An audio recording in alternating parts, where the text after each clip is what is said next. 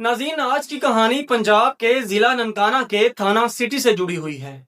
ये वाकया एक ऐसे कांस्टेबल की जिंदगी और मौत की दास्तान है जिसने 37 साल पंजाब पुलिस में नौकरी की। अपनी सर्विस के आखिरी दिनों में रिटायरमेंट के करीब था, लेकिन जाते जाते इसे इज्जत की बजाय अजियत और मौत का तोहफा मिला। इस कांस्टेबल का नाम था मियां खालिद महमूद। वाकया उस वक्त शुरू होता है जब थाना सिटी ननकाना के SHO मजहर इकबाल जो उसको खालिद महमूद को हवालात में बंद कर देते हैं। और ये वही हवालात है जिसमें बाद में मियां खालिद महमूद अपनी जिंदगी की आखिरी सांसें लेते हैं। जैसे ही उनको हवालात में बंद किया गया, अचानक उनकी तबीयत खराब हो गई। खालिद महमूद ने अपने अफसरान से कहा कि उसे बाहर निकाला जाए, उसे सांस लेने में दुश्वारी होती है, मगर उसकी फरियाद पर ध्यान न दिया गया। और फिर देखते ही देखते उसकी तबीयत सच में खराब होने लगी। बालाकर रेस्क्यू टीम को बुलाया गया। जब रेस्क्यू एहलकार आए तो उन्होंने फौरन कहा कि मरीज को अस्पताल मुंतकिल करना होगा, मगर उसके जो SHO हैं उसने साफ इनकार कर दिया। रेस्क्यू एहलकार ने बताया कि इनको अगर अस्पताल फौरन मुंतकिल ना किया गया तो उनकी हालत बिगड़ सकती है, लेकिन SHO ने इनकार किया और कहा कि तिब्बी इमदाद यही हवालात के अंदर दी जाएगी।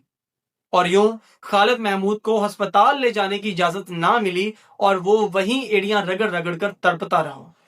इसी दौरान इसकी हालत मजीद खराब होती गई और आखिरकार वो वहीं उस हवालात के अंदर ही दम तोड़ गया।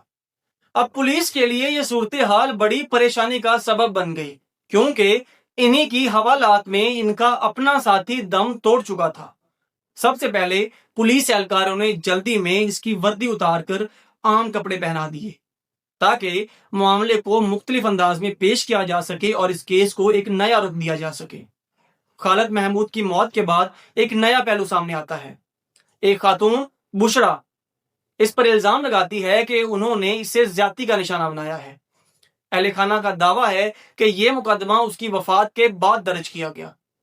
इस खातून का माजी भी सवालात उठाता है, क्योंकि इसने पहले भी पंजाब के मुख्तलिफ थानों में कई इसी नौयत के मुकदमे दर्ज करवाए थे। यही बुशरा पहले एक प्रॉपर्टी डीलर के खिलाफ भी इसी किस्म का मुकदमा दर्ज करवा चुकी थी। फिर इसे एक और FIR में उसने कहा कि इसकी बेटी को नौकरी का झांसा देकर ज्यादती का निशाना बनाया गया है।